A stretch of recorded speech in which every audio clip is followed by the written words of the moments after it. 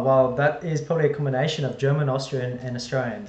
So I'm actually New South Wales, born, mostly bred, lived in North Queensland, we moved to North Queensland around the age of 5.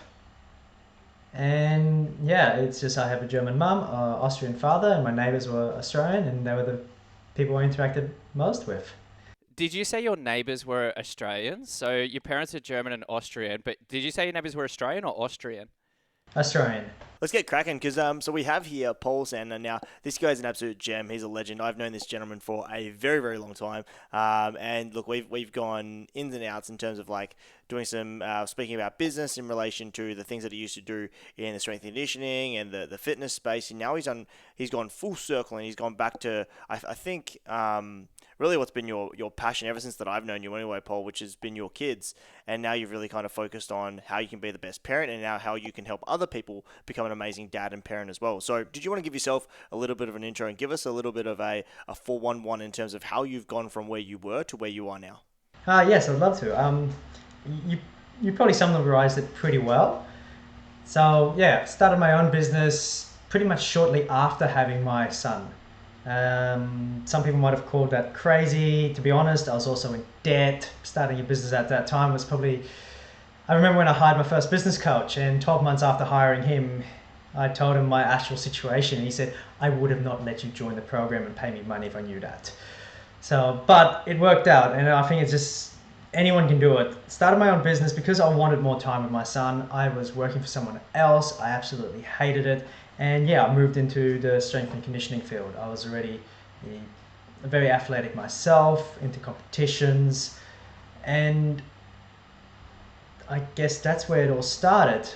Shortly after becoming a strength and conditioning coach, I found myself with a passion for helping youth athletes. And I was a brick and mortar business back then. I was working in Townsville, and just having that niche. I know I wasn't the only one with that niche, the only strength and conditioning coach which focused on youth athletes.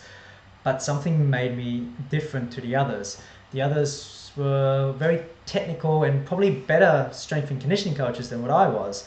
They would be able to get the athlete, know which numbers the athlete would have to hit in the gym, replicate the movements in the gym more specific to their sport.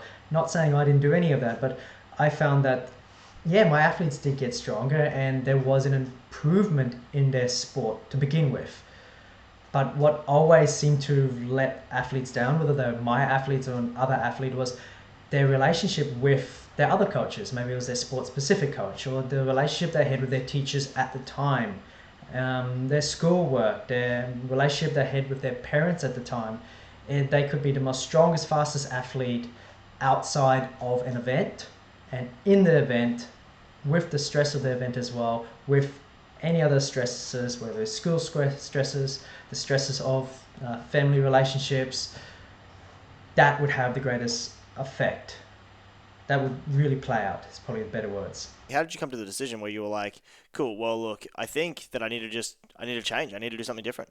I would say it was initially a slow progression because what made me different was I probably spend a lot more time actually talking to the athlete about their problems outside of the gym. I talked to their parents. I talked to their other coaches. So I more engaged with everyone on a more relational level rather than actual where's the athlete not strong enough and so forth. And it just became a progression where instead of spending as much time with the youth athlete, I spend time with the parents. And as much as I love exercise, I also hated teaching it. So it was just a case of, that's done. Can I ask, why is that? Why did you hate teaching exercise? I'm not really sure, to be honest. I've asked myself that question many times because I think having a strength and conditioning coach which focuses on the relationships that the youth athlete has with everyone else is required so much right now. And I've often thought of just maybe starting that as a side business again, hiring another coach. I think it was just I had so much passion in actually talking to the parents. I had so much more passion was spending time listening to the athlete or what their problem was. I just found that when it came to the exercise part, it was like, oh, we got to do another set of squats. Okay, let's do this. It was more of a case of I was forcing exercise. It's funny that you identify that as your passion, which is obviously gone into the parenting guy and a lot more stuff that you do now, which we'll delve into for a sec. Before I ask my question, I got to point out one of Ken's business ventures earlier on was actually athlete performances, which was also very specific with youth trainers as well. So similar sort of paths, there too. But going back to starting this business, so you know you're in debt, you've just had a baby, you've started this business, and you did it because you wanted to get some of your time back, but it completely worked the opposite. And it sounds like you really threw yourself in the deep end with all of it. So let's dissect this a little bit, because a lot of new dads that are listening to this, they're probably in a similar situation. They want to do their own business, they want to get their time back, and so we love to hear about more the journeys and the experiences and share some of that wisdom. So, you're working for someone, you've gone into your own business with a new baby. First of all, what was the process with that? Not so much from a business perspective, but from a lifestyle perspective. And what impact did that have on your partner? Because we know that you're in a supporter role and you know that they're going through a very difficult... This is from my experience, I should say, is being in the supporter role is one of the hardest parts as far as being able to support your partner. And so how did you guys journey through that process together? Very challenging and good questions. That's what we like to do. Yes, I feel like there's like 50 questions there in that question, and I'm like, where do I start? To be honest, that was probably, for us, it was, I would say, more the easier of the challenges. The mother of my child is very supportive. I could not say a bad thing about her. Very supportive and very easygoing. I would say that was definitely why it did work. I would love to give myself all the credit there, but she deserves at least 50%, if not more, of that credit. She had faith in me. Was that it? She just trusted me, had faith in me, and out of the two of us, I was the one which probably doubted the most. I was the one and just feeling that, well, I need to make this work. This is going to work. Someone else trusts me, and finding a way of making it work. I'm not saying it worked right at the beginning. The first 3 months of business, and I threw myself, yeah, you got that right, I threw myself right in. It was like, if I want this business to work, I'm going to flat out quit my job. I'm not going to transition. And that's what I did. It worked. 3 months banging my head, and I think it's also very important to realize that yes, I had a supportive partner, but seek support outside of your relationship as well. Can you clarify that a little bit more? Like seeking support outside of your relationship.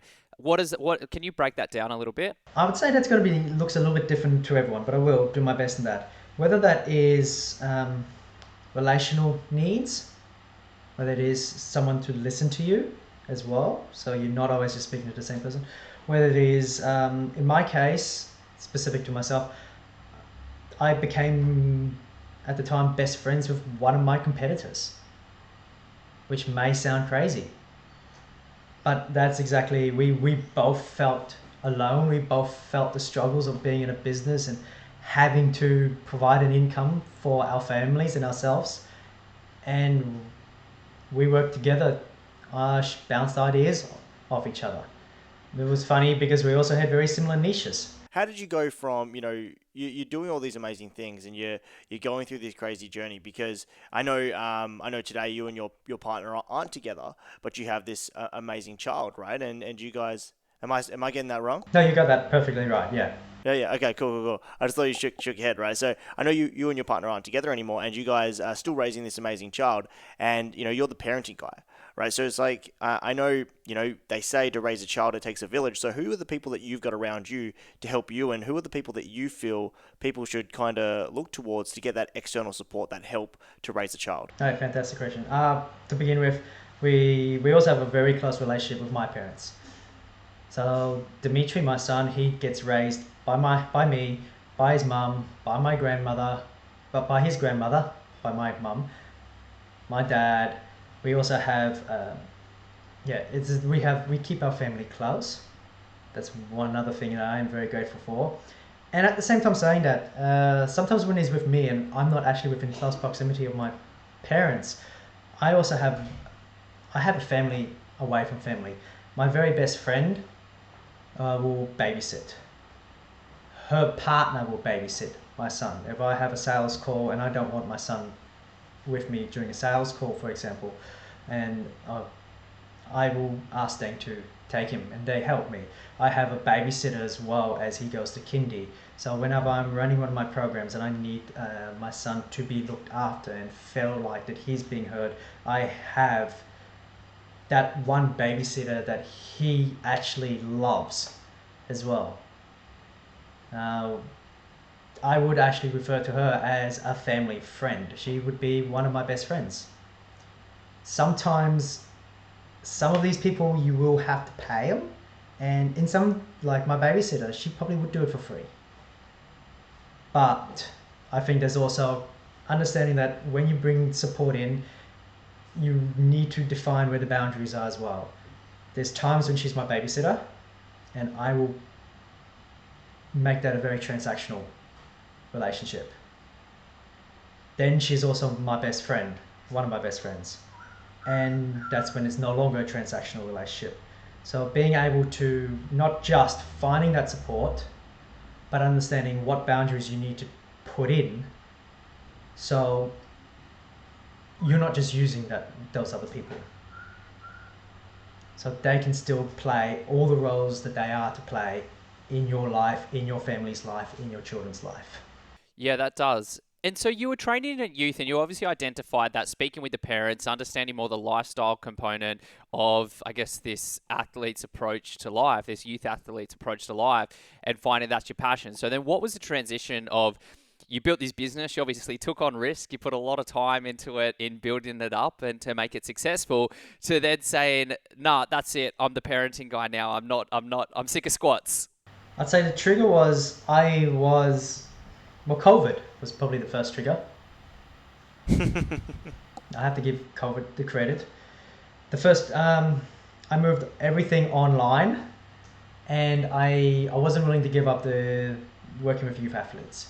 So I developed group sessions for youth athletes online, and this involved a lot of conversations via Zoom because there was COVID happening, and I didn't see these parents in person anymore. But a lot of conversations with the parents on Zoom. And it was just that they continued, these conversations with parents continued, and I just started dropping the actual sessions with the youth athletes. So the transition it was a bit bumpy. It sounds like it was really smooth. I'm listening to it. It's like, this was a smooth transition. It wasn't that smooth transition because some parents obviously We want was to know like, about the nah, bumps. We want to know everything. bumps. Some parents I just did not agree with the approach that you have to look at the relationship as well, and it felt very bumpy. Like it felt like I was being rejected. I had a shit idea. This is completely wrong, and they would just. But at the same time, it was more of an emotional hit because they would just like, no, we're not talking to you anymore, Paul. This is not what we want, and that's fair enough. They wanted they wanted physical exercise for their children, and I was no longer willing to offer that. So it was a case of cutting out clients. You're going to lose clients because you're now offering a different perspective, I guess. At the same time, it opens up for different clients. It's a whole new different way. It is learning business again. I'm not going to lie. It's learning business again. That's how I feel. So Paul, I want you to go specific. So like, tell us about what you do now, each and every day. How you help parents and kids, because ultimately we know that parenting is only one side of the story, right? You can be the best parent in the world, but unless you've taught your kids to listen and appreciate and respect you, but there's almost like this precipice. And I remember reading this one book in relation to the culture in which we have in Western society. It's especially in the US and Australia and New Zealand and Canada and the UK as well. I suppose I'll just list all the Western countries, right? But the whole idea is that in Western society, this is his. He's a psychologist. He's dealt with children and parents all throughout his career, and he said when he deals with Europeans and Asians, what he noticed is that the level of cultural respect for their elders is really, really great. It's really grand. Whereas in Western society, it's very poor. We have this culture of disrespect. We do have a culture, is what he says. Is that most people say that Western society doesn't have culture. We do have a culture. It's called a culture of disrespect. And we build it because, and his idea is because in Europe and in Asia, you can think about the old things that were in Rome. We think of the Colosseum, great. We think of in Egypt, we think the pyramids, great. We think of China, the Great Wall of China, great. In Australia, you think of something old, you think of asbestos. So he's got this idea that we have this feeling of disrespect because when we think of old, what do they know? It's old, it's crummy, it's crap. And we see this breakdown of respect of the parents. So my question to you there, Paul, I know I've kind of just blabbered on, but it's like, do you feel that that's kind of a I don't know, do you feel that's real? Do you feel that that's just kind of make-believe? Okay, so we want to be controversial here. Is that what you're saying? 100%. Let's do it. Okay, great, fantastic. This is so much fun because this is exactly what I was trying not to be. I think there's absolute truth in that. So I think this is what we got to realize. And this is probably be a little bit more of a neutral answer than what I expected. Everything has a benefit and a drawback. And I would absolutely 100% agree with that. Well, maybe not 100%, but it sounds of it, I agree with that, yes.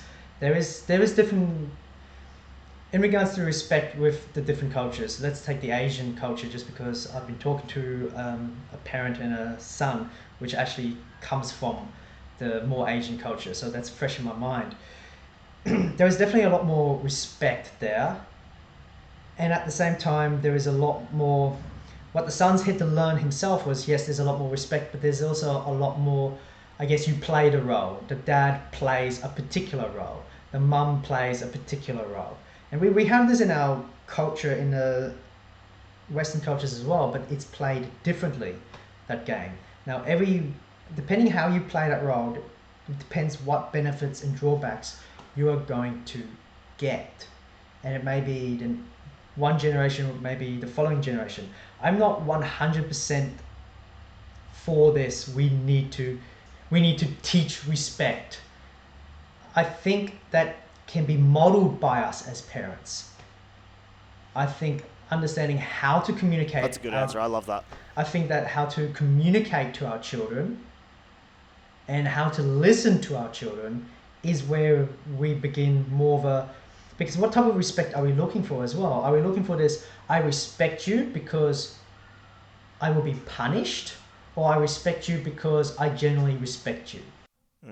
I like that because that's kind of similar. In my mind, when you were talking about that, Paul, I was like thinking about so my good friends. She could be my sister-in-law? Who knows? I won't drop any names here. I've only got one sister-in-law, so if she's listening to this, I'm in trouble.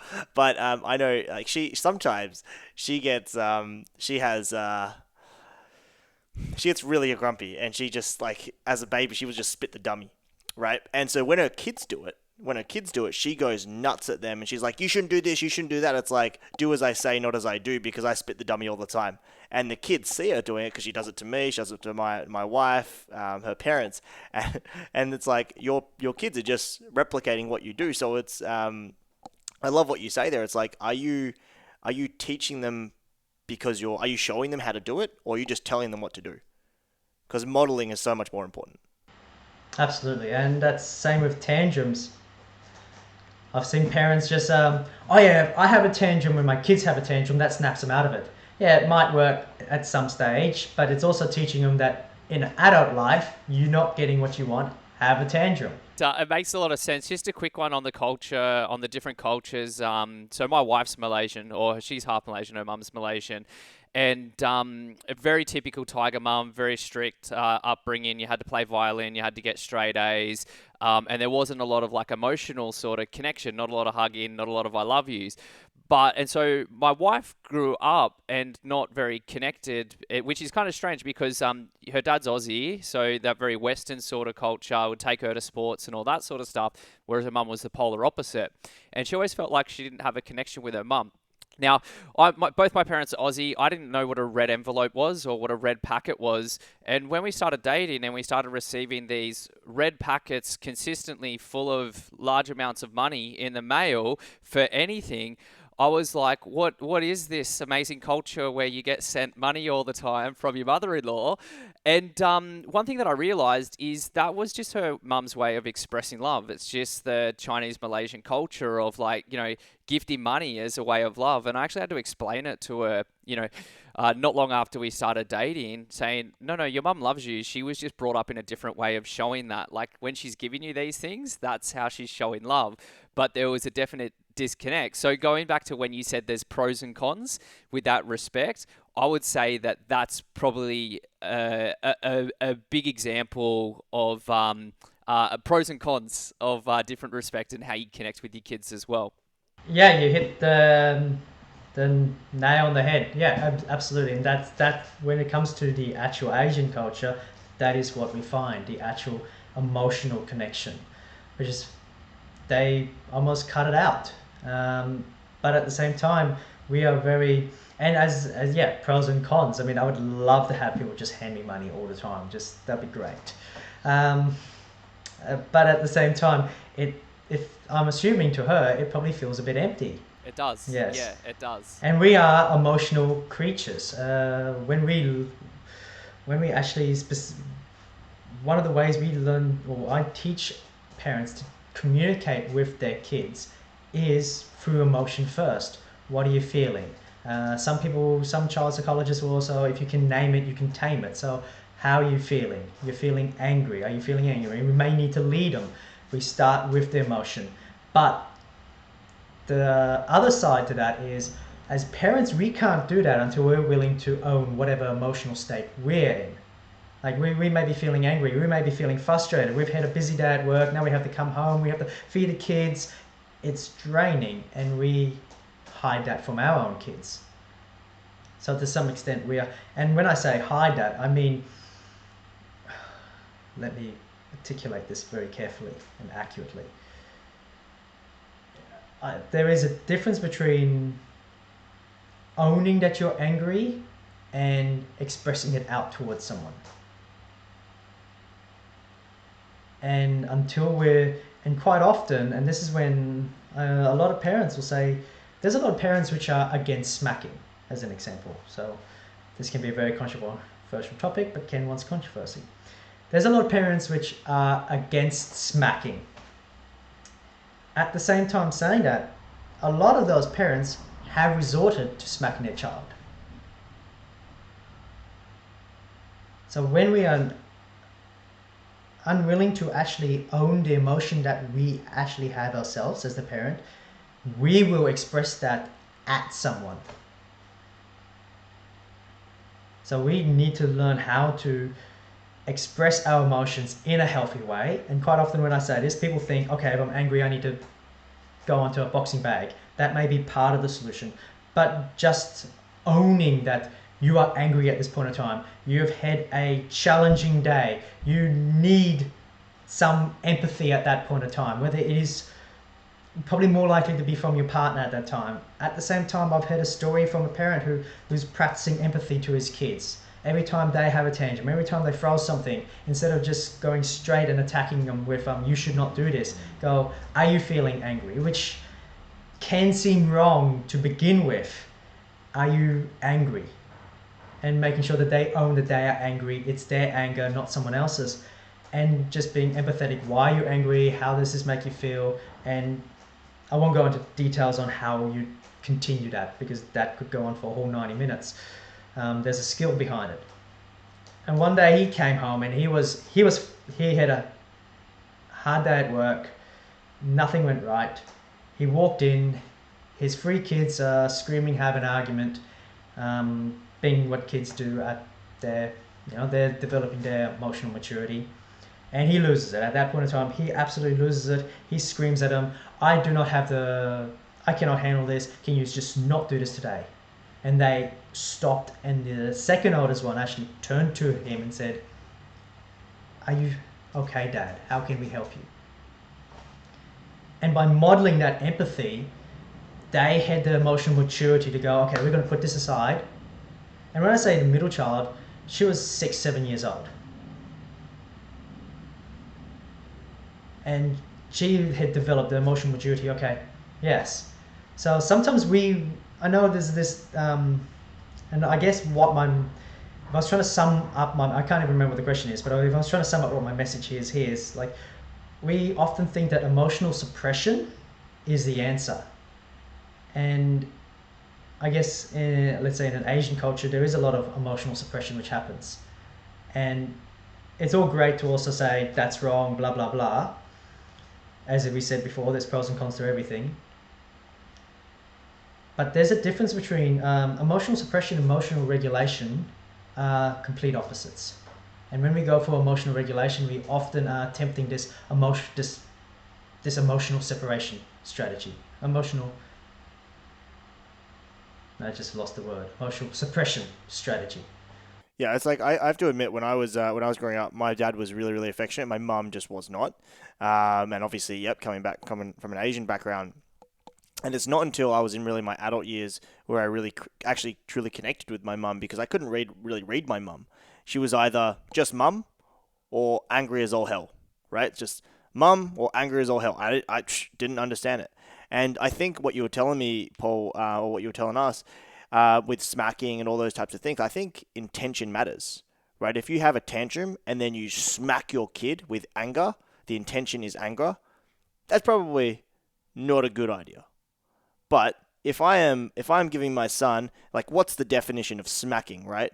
If I gave my son a love tap, it's like, haha, son, that's so funny, and I just tapped him on the arm.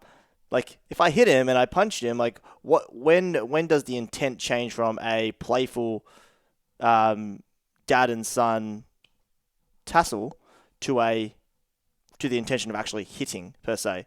And I think that comes down with like the emotion that comes behind what you're doing. Because if I'm going with anger and smacking my son across the face, pretty sure a lot of people wouldn't like seeing that. But if me and my son are having a good time and we're pushing each other and it's just out of love, I think it's different, right? Yes, absolutely. I mean, there's play and there's fight, I guess. If you don't have that ability to emotionally regulate, then how can your son or your daughter know what the intention is?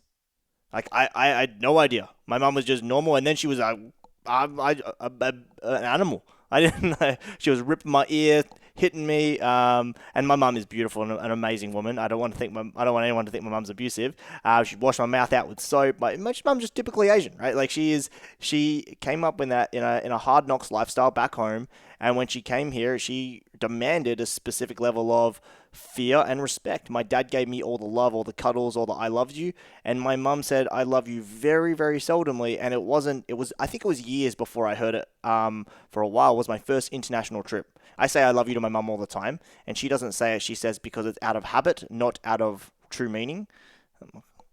I swear I mean it, but anyway, that's a conversation for another day. It's only when I went on my first international trip. We can unpack a lot right there, but anyway. Yeah, let's not do that. It's when I went on my first international trip. My mum said I love you, and Kristen at the time, she was like, "Oh my God, Ken, did you hear that? Your mum said I love you." Yeah, it's crazy.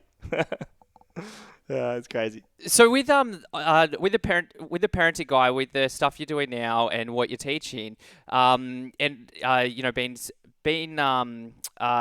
separated from your partner, but sounding like you're in a good relationship.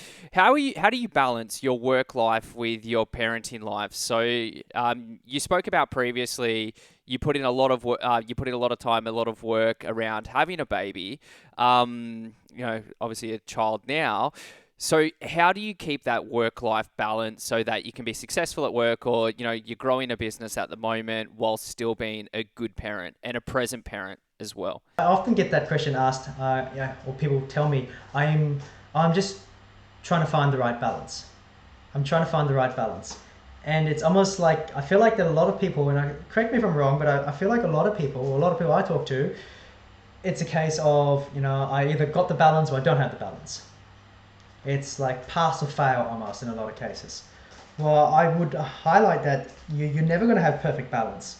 Imagine a and I like to use the analogy of a tightrope walker, I think they're called, where they're never like in perfect balance. They're always making lots and lots of small minor corrections along the way. Perfect doesn't exist. So instead of seeking out like that perfect balance, just keep seeking out what balance is required at the moment. I guess one of the best ways of putting it, I think, is you have multiple cups. Let's say, keep it simple, you have 3 cups. Each one a liter, keep it simple. But you only have a total of 2 liters of water. Sometimes you're going to have more in one cup, which may be your family life. You're going to have more in another cup, which is your work life. And just ensuring that you are moving that water where it's needed at that time. That would be my first thing. That would be my direct answer to the balance.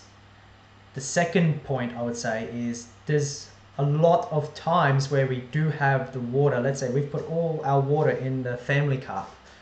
We're still not actually completely, maybe we've tainted that water, where when we're with our family, we are not exactly present. When we're physically present with them, we're not actually emotionally present with them. So when we are actually pouring that water in that cup, what intention are we putting the water? So when we're pouring the water into, my family life, in my case, my son, am I pouring it there because I have to? Or am I actually want that water in that cup? Am I treating this like a burden at this point in time? Or am I really going to spend that time engaging with my son? And if I can add a third point to that, because that's a lot easier said than done, I realize. That's a lot easier said than done. When the water is in your own cup, so there's another cup, and that's just for you. That's the selfish cup. Make sure that you utilize that time appropriately. I know parents have these strict bedtimes for their kids, so they can have time without the kids, which is fair enough. Pros and cons, and I won't go too much into it. But when they actually enforce these strict bedtimes, let's say, I'm going to make up a number, 7 p.m, kids in bed, has to be asleep. The next thing is the parents are going on the phones. We can all say phones are, and we can say,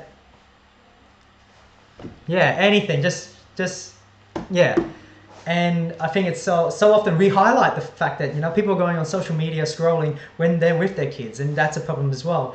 But the first place where I would say we need to remove that is when we're not with our kids. Because we're not actually filling our own cup properly when we're doing that. We can't give to someone else. So that'll be whatever that time is, whether that time is just read a book, or I would recommend to begin with staring at a spot on a wall for 15 minutes. Doesn't have to be anything major, just so you can just listen to your own thoughts.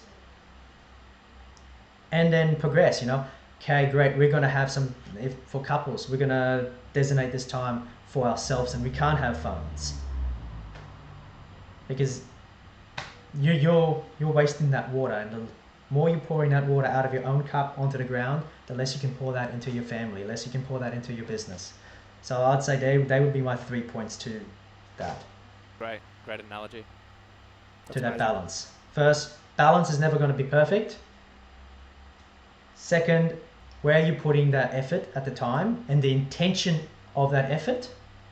And third, that cup of yours, make sure you're utilizing that cup. You cannot put any better intention in any of those cups, your family, your business, unless if you've put the best intention in your own cup first. Amazing. I know what I need to do now. I need to give myself some selfish time and really focus on ensuring that I'm getting away from the scroll, and then so I can spend more time with my son and my wife and really be emotionally present. Yes, you have to be very present to yourself first, And we often don't feel guilty about going on the phone when we're not with our family. But that's the first place where we really do need to make that change. And then we will find that we're not going on the phone when with our family as well. It's the other way around. Love that. Love that.